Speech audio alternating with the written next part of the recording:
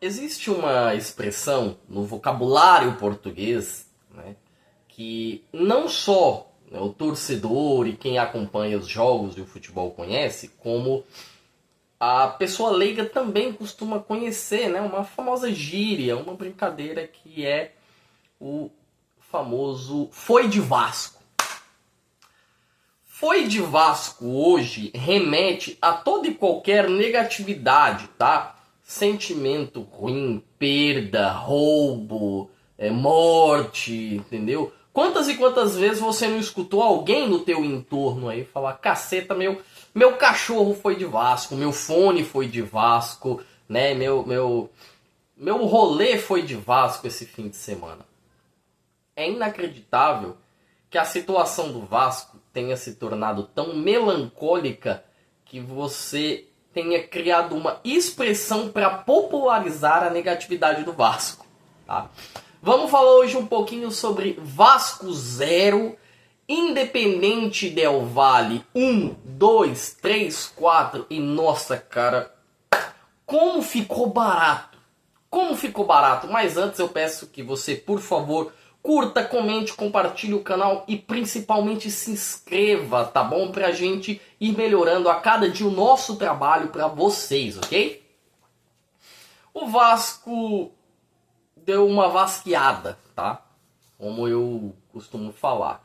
O Vasco, ele tinha olhos para a Sul-Americana esse ano, era uma das competições que o Vasco poderia vir a galgar um título, né? Campeonato Brasileiro, eu acho que não é nem palatável a gente falar. Copa do Brasil pode acontecer? Claro que pode acontecer, porque assim como a Sul-Americana é uma Copa. E em Copas eu já vi coisas acontecerem, tá? Lógico, o Vasco tem que jogar muita bola, a sorte tem que estar do lado do Vasco, os deuses do futebol têm que querer e os adversários também têm que estar em um dia ou momento ruim. Ponto. Acho que dá pra gente falar a respeito dessas coisas e conjecturar que isso pode acontecer, independente do quão difícil seja, ok? Mas dentro, né, do que o Vasco priorizava no ano estava a Sul-Americana.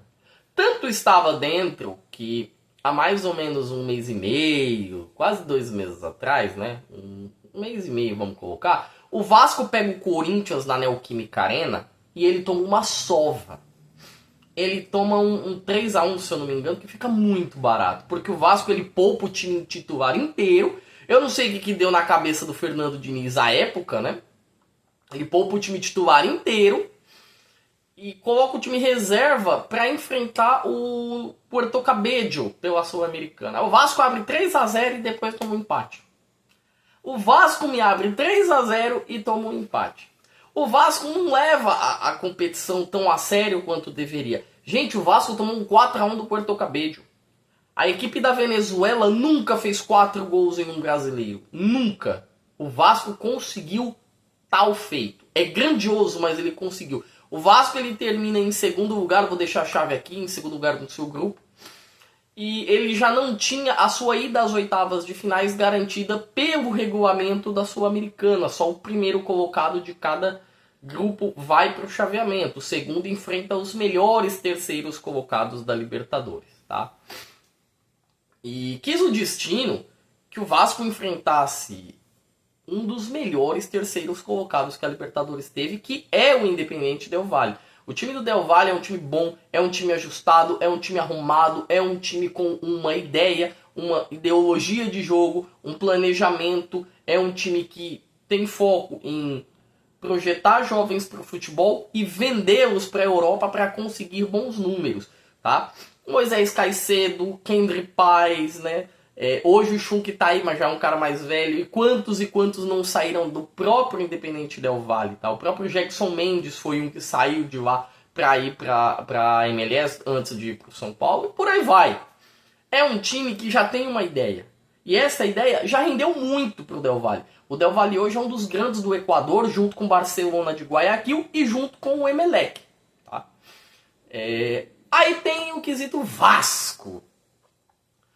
O Vasco, ele foi pro Equador para não sair morto de lá, tá? Vamos ser bem sinceros para o torcedor vascaíno. O Vasco foi para o Equador para segurar o resultado, para tentar perder de 1-0, 2-1 ou levar o empate para São Januário, porque em São Januário o Vasco conseguiria, talvez, né, com a ajuda, com a força da sua torcida em São Januário, reverter um possível resultado negativo que acontecesse, como aconteceu ontem, para poder passar às oitavas de final. Eu até entendi o planejamento do Diniz. O Diniz coloca um time um pouco mais defensivo, né? Não é um time tão voltado para o ataque. Algumas escolhas, como a escolha do GB, eu não entendi.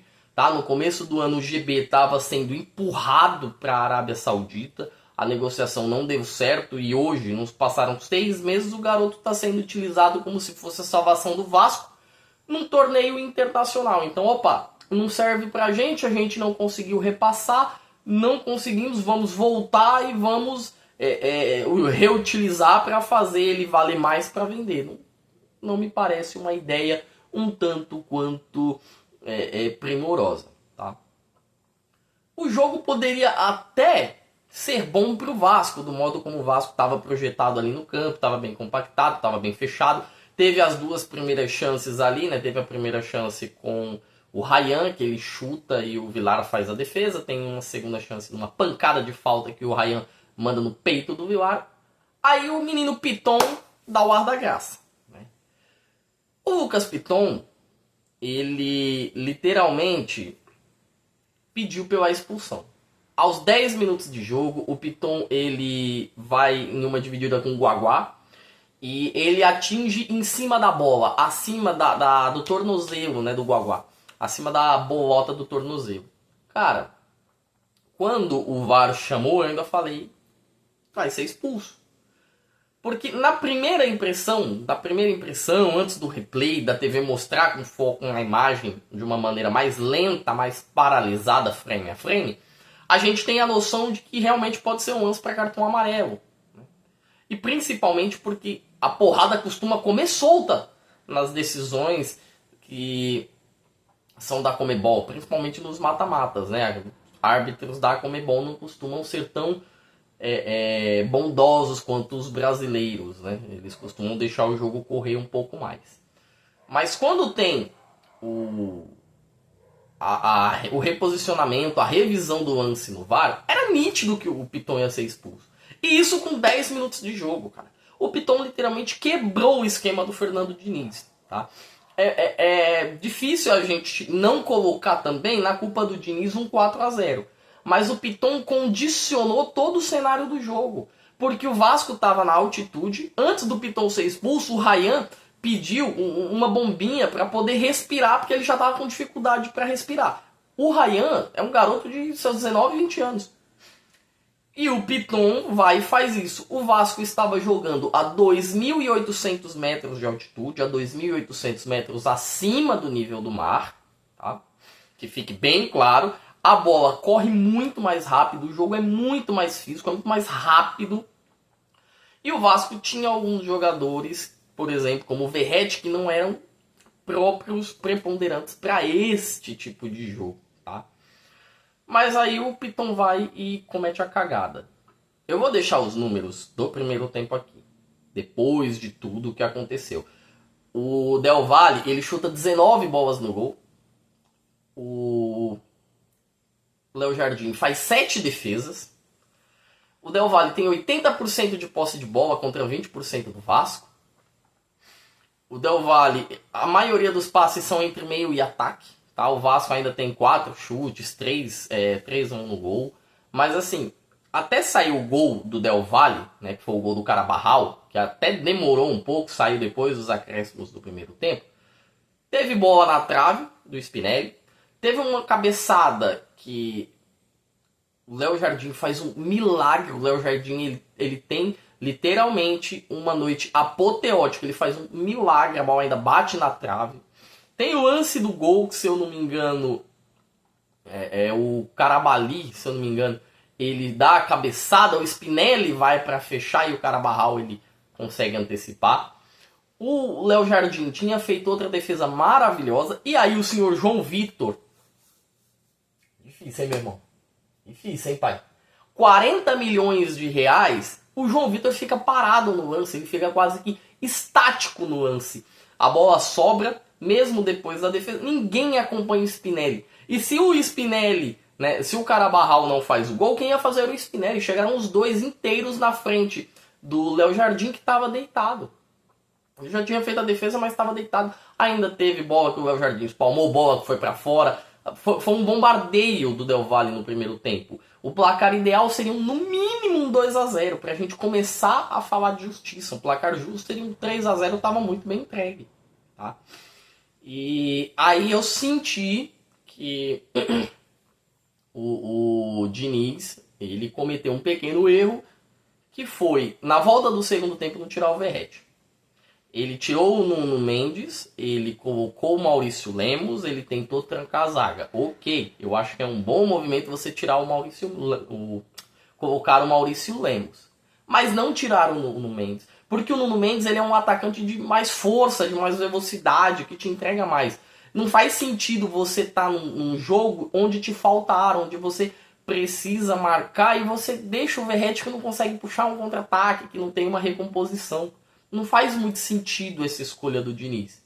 E detalhe, além de não fazer muito sentido, a gente também não está nem falando das más escolhas, tá, do Vasco da Gama, que eu vou deixar um pouquinho mais para frente. Mas em momento nenhum, o Vasco utilizou, por exemplo, quem deveria. O Vasco botou o GB para jogar, o Diniz, tendo o Lloyd, tendo o Garré, tendo a minha mãe lá no banco parada, sentada. Né? Não conseguiu resolver com as melhores condições e as melhores peças que ele tinha na mão. Saiu o segundo gol, né? O Léo Jardim já tinha feito uma defesa no lance, a bola vem, sobra, se eu não me engano, o Caicedo ele mata no peito, ajusta, espera a bola cair e chuta, vem uma pancada. O Léo Jardim ainda toca nela, mas como ela vem com muita força, ele não consegue direcionar para fora, ela acaba indo pro gol. Não passa nem 5 minutos, passa 3 minutos, tem um cruzamento e a bola vai pro Spinelli, que fica cara a cara com o Léo Jardim, já tá revoltado. E aí tem o 3-0. Tem o lance do 4-0 também, tá, aos 81 minutos. E cara, ficou tão barato, mas tão barato, que tem o lance do gol do Spinelli do 5-0, que se eu não me engano é aos 83. E por muito pouco o João Vitor não dava condição pro Spinelli, por muito pouco, tá? Foi quase no limite mesmo. Estava à frente e foi considerado impedimento. Não passa 5 minutos depois, a gente tá falando isso aos 88, tem um pênalti em cima, se eu não me engano, do Caicedo. O Casares cachaceiro, barriga de cadela, ex-Galo, ex-Santos, pega a bola para bater. E o Casares não bate tão mal assim, ele bate até que forte, mas faltou direcionar a bola, né? O Léo Jardim faz uma baita de uma defesa do pênalti. E no lance seguinte, que foi o escanteio, quase saiu o gol do Del Valle, para você ver o tamanho da dominância do Del Valle. Vou deixar aqui os números também do final do jogo, tá? O Vasco, ele tem 5 chutes a gol, onde ele acerta 3 no gol. O Del Valle tem 32 finalizações, onde ele acerta 13 no gol. 13 finalizações. O Léo Jardim faz 9 defesas, além dos 4 gols sofridos. Detalhe, para a estatística, bola na trave não conta como chute ao gol. O Vasco levou 2. Então foram 15 chutes no gol do Vasco. 15. 9 defesas do cara, 4 gols sofridos e 2 bolas no poste. O Del Valle termina o jogo com 78% de posse de bola contra 22% do Vasco. Cara, ficou muito barato. 4-0 ficou muito barato. Se o Del Valle aperta, era 6-7. Teve bola na trave. Teve os milagres do Léo Jardim. Teve gol anulado. Era papo de 6-7. E aí a gente vai falar do... Esse rapaz aqui, que pra mim ele é quase que inominável, tá? Eu particularmente não gosto do Fernando Diniz, desde quando ele esteve no São Paulo. Tudo bem que acho que hoje 80%, 70% da culpa do jogo ter terminado 4-0 não é do Diniz, é do Piton. O Piton condicionou todo o jogo para ferrar com o Vasco. Mas eu acho que faltou uma boa leitura para o Diniz. Faltou o Diniz entender. Não fazia sentido o Verratti ter ficado até os 85 minutos para poder sair. Não fazia sentido o Nuno ter saído. O que o Vasco poderia ter feito era ter se fechado e tentado segurar da melhor maneira possível. Um 4-5-1, travar o meio de campo, que o Del Valle desfilou no meio de campo. Um 5-4-1, né, subir os laterais, fechar uma linha de 3 zagueiros e ainda assim travar o meio de campo do Del Valle. Faltou muito isso. E o único lá na frente não era para ser o Verratti. Hoje não era jogo pro Verratti, era jogo pro Nuno. Por mais que o Nuno não estivesse tão bem, era jogo para ele. Precisava da potencialidade física dele. O Vasco, o torcedor do Vasco que esperava 1-0, 2-1, estava esperando pro Vasco, estava completamente desconectado da realidade. Porque não era jogo para isso, era jogo pro Vasco sair vivo. Ponto. E o Vasco não conseguiu. O Fernando Diniz, ele tem lá seus problemas, tá? Ele tem existe uma espiral do Diniz, que eu costumo falar. O Diniz, ele começa seus trabalhos com algumas boas vitórias, ele vai bem. Aí depois ele pega o estilo dele, de toque rápido, de sair com a bola desde o campo de defesa, de colocar zagueiro para sair jogando, e ele implementa em qualquer equipe. Cara, se na linha de defesa do Vasco tivesse a minha avó com andadora, a minha mãe e eu, recém-saído de cirurgia do pós-operatório, a gente ia tocar a bola lá e dar olé com todo mundo, porque é isso que o Diniz tem como premissa principal dos times dele. Que além da posse de bola, é o domínio que vai desde o campo de defesa. Mas tem um momento que ele começa a se perder e as derrotas começam a vir. E aí ele não tem nível para efetuar isso. No Vasco, ele não tem nível. Não tem nível. Porque o nível dos jogadores defensivos do Vasco são jogadores que não têm apreço, que não têm traquejo com a bola. O João Vitor, desde a época do Corinthians, ele não era um jogador que ficava muito com a bola no pé. O Medel, que poderia ser esse jogador porque foi volante um tempo no Boca, saiu do Vasco ano passado, não tá lá. O Maurício Lemos tá ok, tá voltando de divisão, mas é um cara muito lento também, não tem traquejo com a bola. Então você tem 2 zagueiros ali, que 3, que não tem traquejo. Como é que você vai sair com a bola no pé se o teu próprio zagueiro não tem essa noção? Faltou bem. O Piton, que eu já falei mais cedo que ele condicionou o jogo, ele tá numa temporada abaixo, tá? O Piton é bom jogador, eu acho que é um jogador de muita qualidade, mas está em uma temporada abaixo. Isso é inegável. E, como eu falei, não era jogo pro Verratti, então o Vasco, ele praticamente está eliminado. Literalmente, o Vasco foi de Vasco. O Vasco perdeu a grande chance que ele tinha na temporada. E é difícil pro Vasco, porque o Vasco quase cai pro Operário na Copa do Brasil. Fica por isso aqui. O Vasco já caiu na Copa Sul-Americana. Do modo como o Vasco tem jogado, você não vê um norte muito longo pro Vasco. Parece que o Vasco vai cair o quanto antes na Copa do Brasil. E aí o Vasco tá trazendo o Thiago Mendes para ganhar 1 milha por mês. O Vasco gastou mais de 100 milhões de reais em jogadores. O Vasco pagou uma grana no Lloyd. O Vasco pagou uma grana no Garré, que são jogadores que não conseguem entregar. Aí a gente olha pro Diniz. O Diniz está numa campanha ruim. Eu vou deixar os números do Diniz aqui, mas o Diniz tem 21 jogos à frente do Vasco. O Diniz tem 7 vitórias, tem 4 empates e 11 derrotas. É um aproveitamento de menos de 40%. É muito. O Vasco tem uma média de mais de 1 gol sofrido na mão do Diniz. E a gente tá falando de 20 jogos. É um técnico que não tem a característica do elenco. O técnico antigo, que era o Fábio Carille, também não tinha. E aí você nota o despreparo da diretoria do Vasco. Né, seu Pedrinho?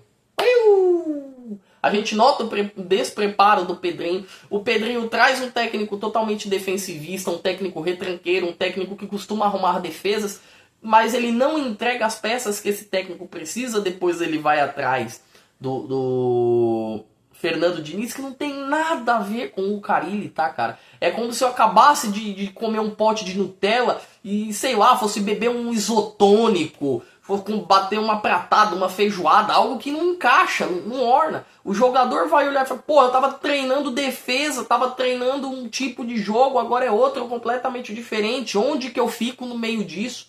Como que eu vou me situar? Como que eu vou me ambientar? Nessa brincadeira vai ser 3, 4, 5 meses para você poder cobrar o treinador e principalmente o jogador.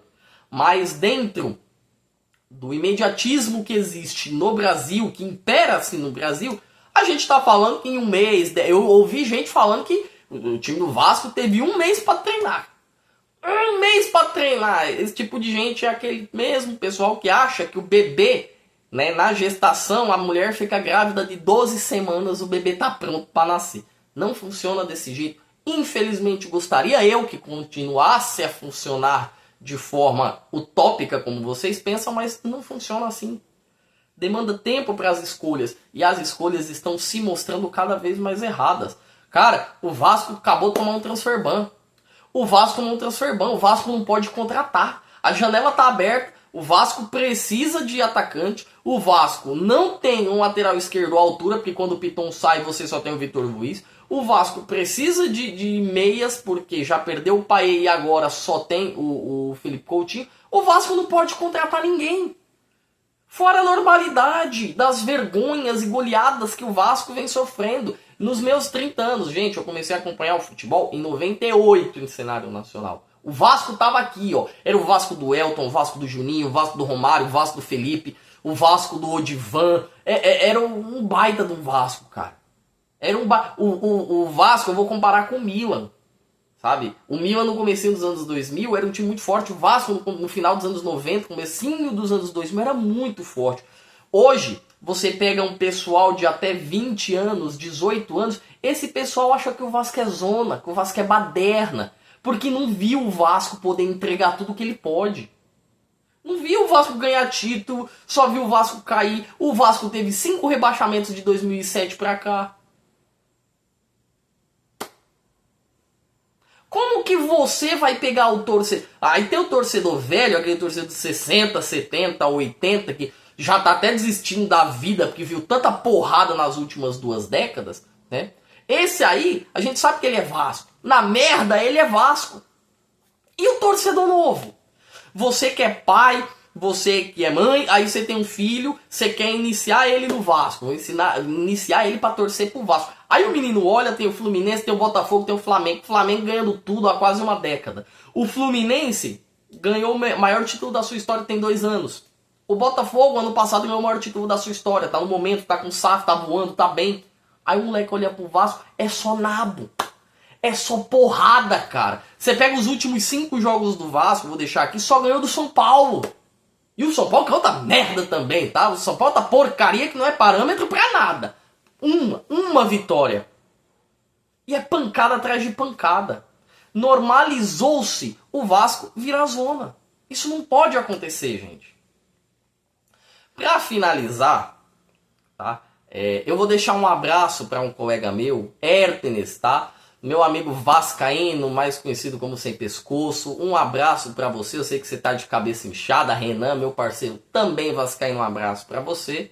Espero que tenham dias melhores, porque por mais que a gente zoe e sacaneie cada um dos colegas, a gente espera ver a agremiação nos seus bons dias. Eu não quero zoar o vascaíno porque o Vasco tá apanhando de Deus e o mundo. Eu quero zoar o vascaíno quando o vascaíno vê o Vasco bem, vê o Vasco voando e aí o Vasco tem uma derrota feia. Pô, aí vale a pena. Hoje já não vale mais, infelizmente, tá? Mas, por favor, deixe os seus comentários aqui. Me fala o que você achou. Se dá pro Vasco conseguir a volta, a remontada, a virada em São Januário na próxima semana. Você que acha que não, avise também. Vou ler cada um dos comentários de vocês. Eu peço que vocês também curtam, comentem, compartilhem e se inscrevam nessa jossa. Vocês não têm ideia que daqui a pouco a gente chega nos 300. Ó, já, tá bom? Por enquanto, gente, eu me despeço porque tem rodada do Campeonato Brasileiro e amanhã tem mais vídeo sobre, tá bom? Fui!